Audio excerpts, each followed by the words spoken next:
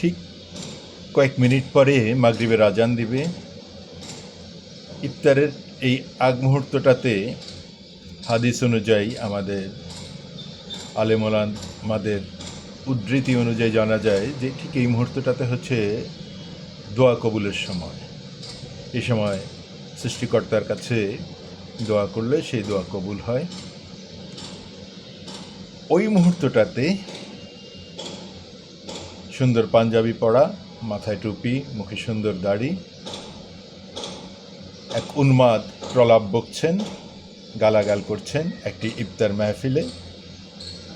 আর তার সামনে বসে আরও কিছু মানুষ এই প্রলাপ গোগ্রাসে গিলছেন। যেখানে দোয়া করবে সৃষ্টিকর্তার কাছে সমস্ত গুনাহ থেকে মাপ করার জন্য, সমস্ত ভুলভ্রান্তি থেকে মাপ করার জন্য, সামনের দিনে যেন একটি সুন্দর জীবনযাপন করতে পারি, ভুলহীন ভ্রান্তিহীন সুন্দর জীবনযাপন করতে পারি, তার জন্য সৃষ্টিকর্তার কাছে প্রার্থনা করবে। সেখানে এই উন্মাদ গালাগাল করছে।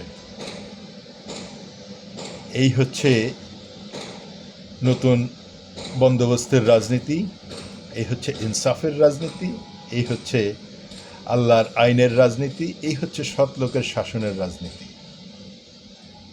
এখানে কাকে সুস্থ বলবেন? যিনি প্রলাপ বকছেন,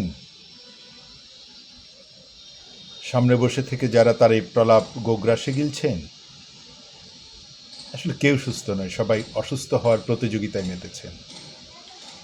একে নিয়ন্ত্রণ করছেন না কেউ, তাকে বাহাবা দিচ্ছেন।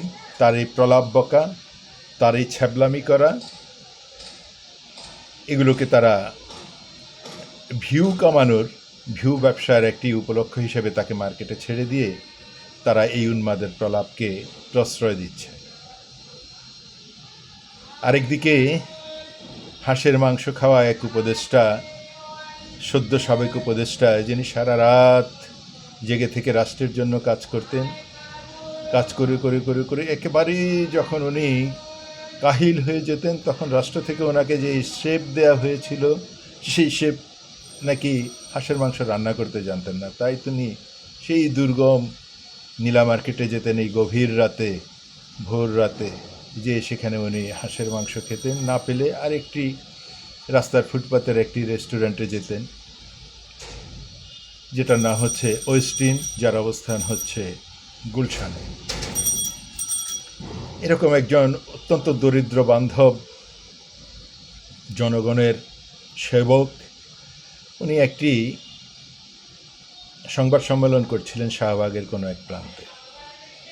সংবাদ সম্মেলনের একেবারে শেষ সময়টাতে এসে জনগণের মাঝ থেকে উদিত হওয়া এক মানব, উনি প্রশ্ন করলেন এই জনগণের সেবককে, 2024 সালের আগস্টে যেই ভয়াবহ বন্যা হয়েছিল বৃহত্তর কুমিল্লা নোয়াখালী অঞ্চলে, সেই বন্যাকে কেন্দ্র করে তৎকালীন ছাত্র নেতারা, ছাত্র সমন্বয়করা যেই জনগণ থেকে কোটি কোটি টাকা তারা উত্তোলন করেছেন, সেগুলোর হিসাব চেয়েছেন তিনি।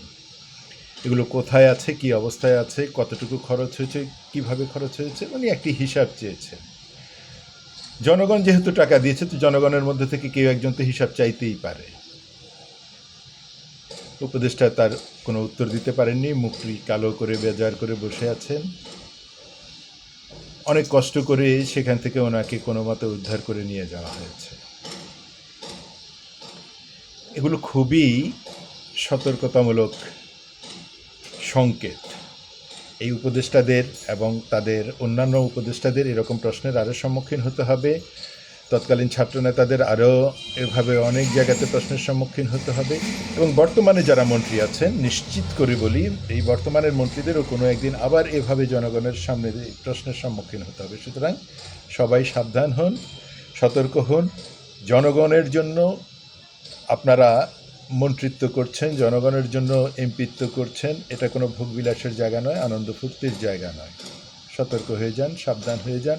জনগণের জন্য যতটুকু দায়িত্ব পালন করা ততটুকু করবেন, না পারলে দায়িত্ব ছেড়ে দেবেন অথবা ক্ষমা চেয়ে নেবেন যে আমি পারছি না, আমার দ্বারা সম্ভব হচ্ছে না, আমরা অন্য কাউকে বেছে নেব। তৃতীয় ঘটনাটি হচ্ছে ওসমান হাদিকে নিয়ে যারা ব্যবসা করছিলেন, 24-এর ব্যবসা যখন অনেকটা স্তিমিত হয়ে গেল, ব্যবসায় ফ্লপ হয়ে গেল, তখন ওসমান হাদিকে নিয়ে যারা ব্যবসা ফেঁদেছিলেন, ওসমান হাদির হত্যাকাণ্ডকে নিয়ে যারা ক্যাশ করতে চেয়েছিলেন, নির্বাচনকে অন্ধকার প্রকোষ্ঠে পাঠিয়ে দিয়ে একটি বিপ্লবী সরকার গঠন করতে চেয়েছিলেন, তাদের মুখে চুনকালি পড়ে গেছে। তারা সবাই স্তিমিত হয়ে গেছে, তারা নির্বাক হয়ে গেছে, তারা এখন কোনো কথা বলতে পারছেন না, বাক প্রতিবন্ধী হয়ে গেছেন, কারণ ওসমান আদির সন্দেহভাজন হত্যাকারীরা ধরা খেয়েছে ভারতের পুলিশের কাছে। এখন কি নিয়ে ব্যবসা করবেন? জুমা এখন কি নিয়ে গরম গরম বক্তৃতা দিবেন? সাদিক কায়েম কিভাবে ঢাকাকে অচল করে দিবেন? সালাউদ্দিন আম্বার কিভাবে রাজশাহী থেকে দৌড়ে এসে ঢাকাকে তপ্ত রাজপথে পরিণত করবেন? কিভাবে কবজি ডুবিয়ে তারা ঘি খাবেন? সমস্ত কিছু তো মাঠে মারা গেল। নির্বাচন হয়ে গেল, নতুন সরকার গঠন হলো, ওসমান হাদির সম্ভাব্য হত্যাকারীরা গ্রেপ্তার হয়ে গেল। এখন কি নিয়ে ব্যবসা হবে? কিভাবে রিকশায় চলতে না পারা উপদেষ্টারা পরবর্তীতে গাড়ির মালিক হয়ে গেলেন? কিভাবে 18 মাসে 77টি পাঞ্জাবির মালিক হয়ে যান, দামি দামি পাঞ্জাবির মালিক হয়ে যান? কিভাবে উপদেষ্টা পদ ছাড়ার পরও তারা বিলাসবহুল গাড়িতে করে জীবনযাপন করেন? আমরা তো একটি গণ অভ্যুত্থানের, একটি বলছি 2400 আমরা গণ অভ্যুত্থানে অবশ্যই আমরা রাজপথে ছিলাম, কিন্তু একটির কথা বলছি এই জন্য যে সেটি আরও অনেক আগে সংগঠিত হয়েছে। 90-এর গণ অভ্যুত্থানে তো আমরাও নেতৃত্ব দিয়েছি, আমরাও তাদের মতো ছাত্র ছিলাম। এখনও আমরা ভাড়া বাড়িতেই থাকি, এখনও আমরা দিন আনি দিন খাই, গর্ব করে বলছি। কাজ করি, কাজ করে সংসার চালাই। এখন আমরা হেঁটে রাস্তায় চলি, পাবলিক বাসে চলি, আমরা গাড়ির মালিক হয়ে যাইনি। হঠাৎ করে একটি গণ অভ্যুত্থান হলে গাড়ির মালিক হয়ে যাওয়া যায়?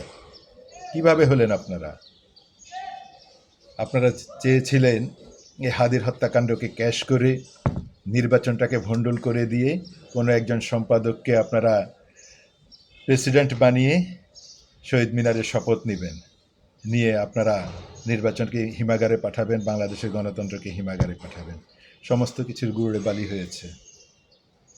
এখন আপনাদের মুখে চুনকালি পড়ছে, ভিতরে আপনাদের ভয়ে কম্পন শুরু হয়ে গেছে, কার নাম যেন বেরিয়ে আসে। কোনো কথা বলছেন না। একটাবার তো শুভেচ্ছা জানানো দরকার ছিল, ধন্যবাদ জানানোর দরকার ছিল যারা এই কাজটি করেছেন। না, কোনো কথা নেই, চুপ হয়ে গেছেন। সব কিছুর শেষ থাকে, ভালোরও যেমন শেষ থাকে, মন্দেরও তেমন শেষ থাকে। ভালো থেকে আরও ভালো হওয়ার সম্ভাবনা থাকে, কিন্তু মন্দ থেকে আর কোনো কিছুই সৃষ্টি হয় না। আপনারা মন্দের শেষ প্রান্তে পৌঁছে গেছেন। আপনাদের বিলাসবহুল গাড়িগুলো কোনো একদিন জনগণ চুনকালি মেখে দিবে আপনাদেরকে না পেলে।